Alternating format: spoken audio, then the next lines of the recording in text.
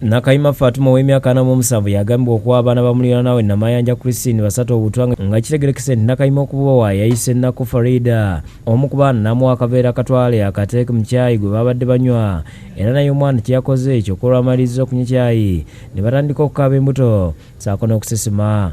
Mubaddemu ebintu biringa amazzi nayiwa mu caayi bayiye mu caayi akaveera n'akamusaba ono n'akasaba omwana mwamaze okayiwamu akaveera n'akamusaba omwana ayogera n'amugamba anywako owe ne banno kati ye n'anywa nawe ne banne kati maama abo agenza okuva eri ng'oli abaana batandise okukola ki okusesema. Abaweeredde obutwa kuliko Nnaku Farida ow'emyaka 7 Narumansi Getrida ow'emyaka 3 ne Tofa Lwanga ow'emyezi 9 era nga bano okuzuulibwa nti babadde baweeredde obutwa kiddidde maama waabwe okubawulira nga bakabira wabweru naye kwe kufuluma nga yabasanze bagudde mu lujja nga batanaka era olwababuuziza Nnaku n'ategeeza nga Nakayima bwe yabadde amuwadde akaveera omu abadde ebintu abiteeke mu caayi n'ekiyakoze olwo embuto ne zitandika okubaluma. Emabegako tubadde tukyanoonyereza ani yatuteera okuva mu buseera famire yonna okugimalawo kuba entamu yali nnene nga tetunnazuula muntu ki eyatuteera okuva mu buseera kati ku luno omwana agamba maama muzampadde akaveera nteeke mu caayi k'abaana.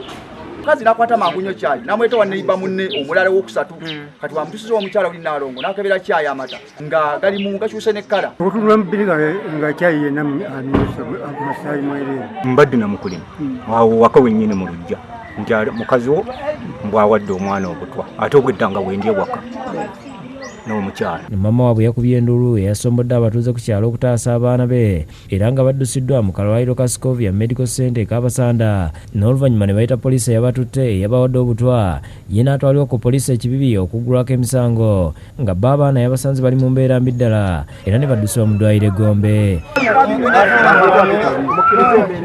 Nakayima Fatuma bakira kulukusa amaziga yeeganye yimogorako n'ategeeza nga zino bwe ziri empalana z'okukyalo nga bamuteza abaana bamulumiza basobole okumusibisa.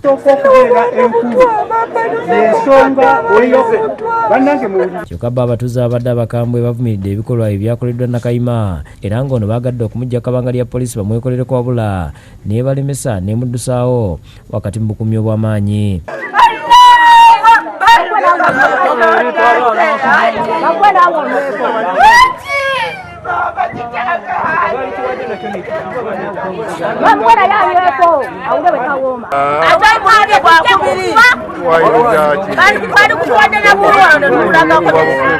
Era ekikuba kyobanga kifunga kikoze atwale asimwe mayisa era newanadda ajja kuddamu era atukuli ekyamukolera ne gye yava kitegeeza.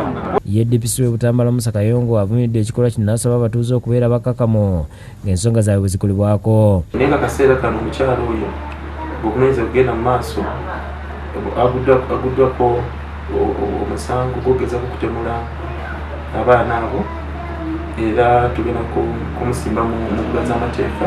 B'abaana bakyali mu ddwaliro e Gombe nga bakyafuna obujjanjabi.